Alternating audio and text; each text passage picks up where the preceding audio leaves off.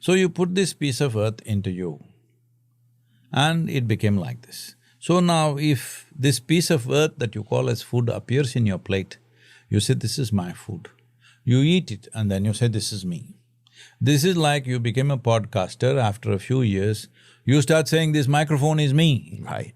Then people know you lost it. Yeah. Oh, yeah.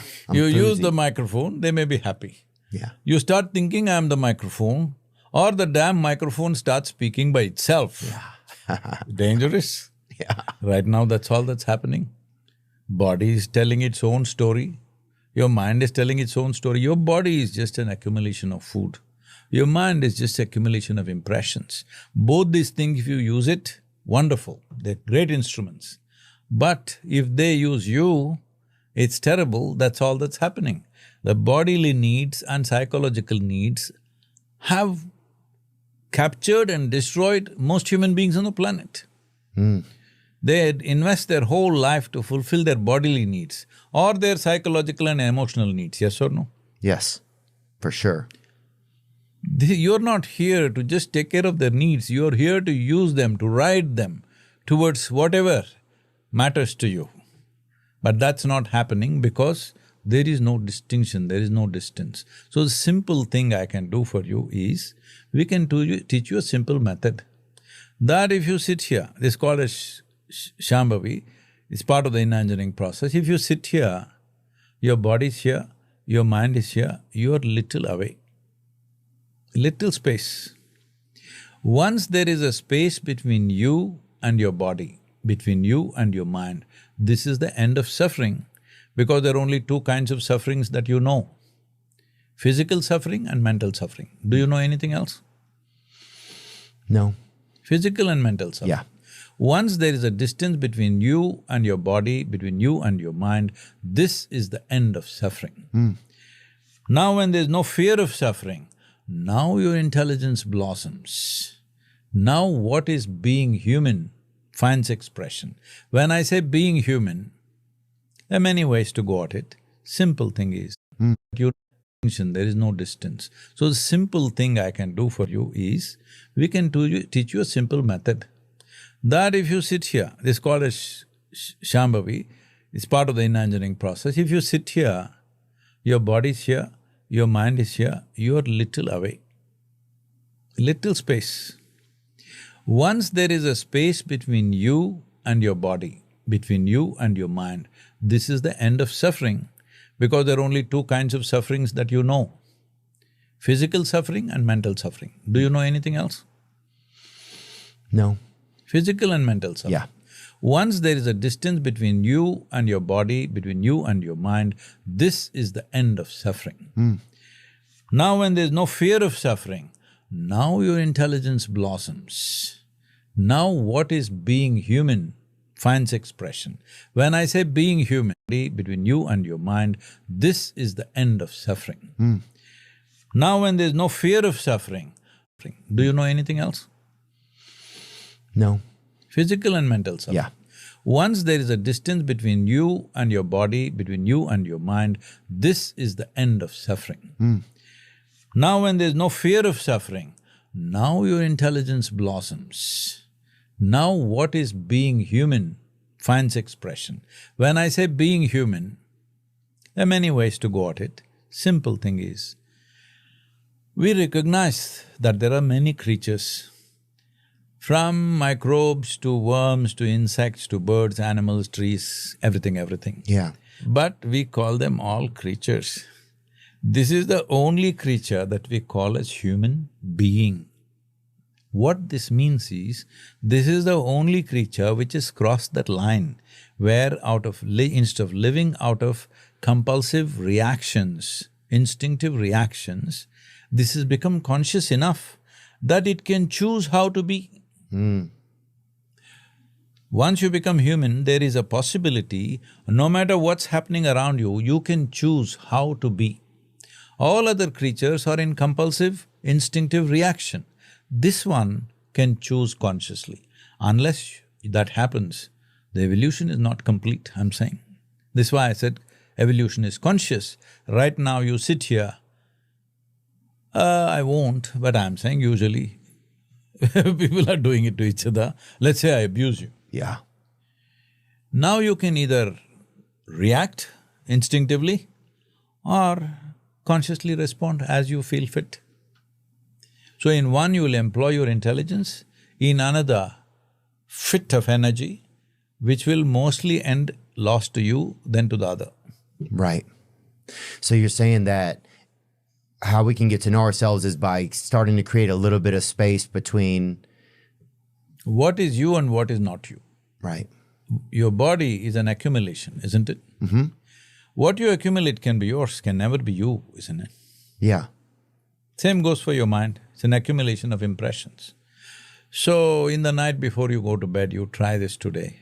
Lie down, everything that you have accumulated in your life, your home, your family, your relationships, everything and everything that you have, including your body, mind, emotion, thoughts, memories, just keep it on the bedside and go to sleep. Initially you will find it's kind of confusing, but if you apply yourself, one day when you sleep and wake up, everything… Yeah. Same goes for your mind, it's an accumulation of impressions. So, in the night before you go to bed, you try this today. Lie down, everything that you have accumulated in your life, your home, your family, your relationships, everything and everything that you have, including your body, mind, emotion, thoughts, memories, just keep it on the bedside and go to sleep.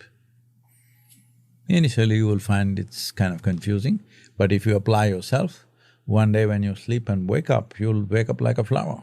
Really? Yes. So you just say, I'm going to leave these things here. No, there are meditative processes for that. I see. So you… Because when you do it intellectually, you get caught up in that only. Right. Instead of that, there are methods with which if you sit here, clearly there's a distinction between what is you and what is not you. As we already went through, suffering happens physiologically and psychologically. Once there is a distance between these two, this is the end of suffering. Forget about being ecstatic. Most people can't be peaceful. Yeah. This happened in Tennessee, a man died. And then funeral, everything happened, burial happened, and the wife wanted to buy a tombstone for him. Usually these tombstones are all coming from India. Oh, really? Yeah. Oh, thank you guys. A lot of them are very nice. Most of the granite tombstones are coming from India. So, the wife ordered from India. And she had a plaque written on it, and she put it. People came and saw. It was written there, "Rest in peace until we meet again." That's a lot of pressure. You know? Saying rest in peace till you and me meet once again, things will start. Wow. So once we start to get to be able to separate… Now don't blame it on me, I'm asking you. Okay. Is body an accumulation? Yes. You're saying it, not me.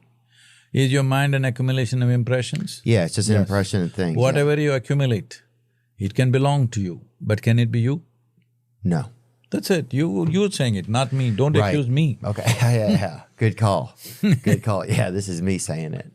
A lot of our capacity these days for consciousness has been hijacked by our phones, right? By cell phones. Not really. You don't think? No, not at all. I find phone as a very blessed instrument. Oh, I have to know this then. Because if that damn phone was not there, how many places I will have to hop from here to there to there to get things done. Today, I wake up in the morning, if I just look like this, in 10 minutes I'll handle 20 different issues around the world. It's a good point. So, phone is a tremendously useful instrument. If you don't know how to use it, of course, you can even kill yourself with the phone, take it and bang it on your head. Yeah. It'll break. Not the phone, your head. Yeah. So I'm saying anything that's given to us, it all depends on how we use it. Right, just like the baby with the knife. Yeah. Like a man with intelligence, cutting himself into pieces. So you just go stand on the street, everybody is driving their dream car, whatever their dream is, they're driving that car. Just block the traffic for 5 minutes, you'll see how they'll freak and fret. They're sitting in their dream car, Somebody is giving you an opportunity to stay in the dream car for another 5 minutes, but they'll freak and fret. Because the question is not about the situation. No matter where you put them, they will create suffering because the suffering is not from the situation. Suffering is mental condition, isn't it? If they have a job, they will stress. Fire them, they will stress. Get them married, they will stress. Get them divorced, they will stress. Make them live, they will stress. Make them die, they will stress, all right? So, stress is not a consequence of what you're doing. Stress is a consequence of you not knowing the nature of how your mind functions, what is needed to make it work well. Like these people asking me, Sadhguru, what do you do to unwind? First of all, why do you wind yourself up and then unwind? Yeah, it's most of what we do now. It's a lot of it's a lot of feeling like we need to adjust ourselves, right? To what? I don't know. It's a good question. But I think that's a lot of the general feeling is like, I need to adjust. I need to affect myself, you know? Adjust to what? With what? I don't know. It could be anything. It could be with, it could be with drugs, alcohol. It could be with just scrolling on your phone. It could be with anger. I just think a lot of people, we feel like we need to do something all the time. That means you don't know how to be. Right. Then how do you earn the title human being? Yeah. We must strike it off. We say human creature. Yeah. I agree. It feels like we're getting back more towards creatures, you know? It's important to become a human being because that's a privileged position in the evolutionary process, that we've been placed in a place where we can determine the nature of our experience. Do you think that a higher consciousness did that? Do you think it was on purpose? See, what is consciousness? Right now, are you conscious? Yeah. You're conscious you're here, you're conscious that I'm here, so you're conscious. Now the question is only of how conscious. Yes? Yeah. So nobody is really unconscious. Even in your sleep, you're somewhat conscious. Question is how conscious. Right now, if you sit here another 12 hours, you'll feel little droopy. Then you'll become less conscious. In between, if I say 10 words, you'll hear 5, then you'll hear 2, then you won't hear anything. Now how many are you hearing? Nada. No? None. The 10 I speak, you're hearing none? Come on. Because I'm unconscious then. No, you are hearing right now. I'm saying as you become less and less conscious, you'll hear less and less. Yeah. Right? Yes. So this is all life is. That right now, these lights have been masked a bit. Generally, we control them with a little rheostat or a fader or whatever you call it. So if you put it at low fade and there's only single light, it lights up only this much. The room is dark, just lighting you mildly. Then I think, oh, only this guy is there. Because I see only you. Somebody lights up the fader a little bit, heightens the voltage. Then I see, oh, this is there, that is there, that is there, that person is there, that person is there. Light it up fully. Everything that's in this room is crystal clear to me. This is consciousness. How intense have you kept? If your consciousness has to be like that, you must keep your physiology very clean and vibrant, your mental structure unentangled. Unentangled means you are not stuck in your own ideas of what it is. You're using your intelligence to see what is there, not make up what is not there. I've said this joke a few times, so you might have heard it, but let me say it. See, if you build castles in the air and start believing it's true, then we say you are neurotic. Yeah. But then after some time you start living in that castle, then we say you're psychotic. Yeah. Then somebody comes and collects rent for that castle. That's called psychiatrist. That's called psychiatrist. That's awesome. Because people are creating this. Essentially, what is it? Your intelligence, your memory and imagination going wild, Yeah. uncontrolled. Yeah. These are the two faculties which are most beautiful things about being human. That you have a vivid sense of memory. What happened yesterday is vividly there in your memory. Using that, we have a fantastic sense of imagination. Yeah.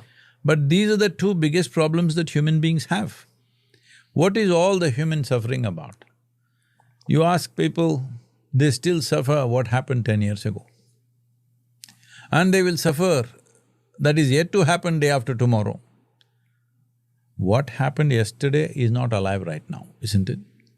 It's only alive in your memory. Is it anywhere else? No. No. It's gone. So you're suffering something that does not exist. What may happen day after tomorrow, you're already suffering. Does it exist? If you suffer that which does not exist, what should we say about you? You could be doing better things with your time. What should we say about that person? That you suffer something which is not here. Yeah. That's worrying, right? That's called crazy. Yeah, it's crazy. Yeah. It's turkey time. Do you know it? That's pretty good. Do you love maybe you brief quote today? That posture, let go means you're trying to forget it. Okay. See, the nature of the mind is like this. Can I try an experiment with you? Sure. All that postures, yogic postures not needed for Okay. this. Okay. God, it's fun. I want to get an A. This is called a Brahma Mudra.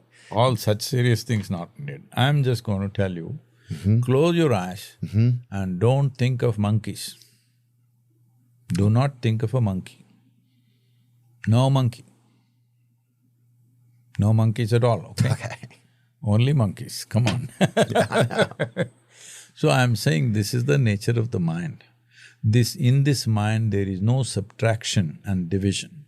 There is only addition and multiplication. Whatever you try to do, it'll become one more, one more. If you try hard, it'll multiply.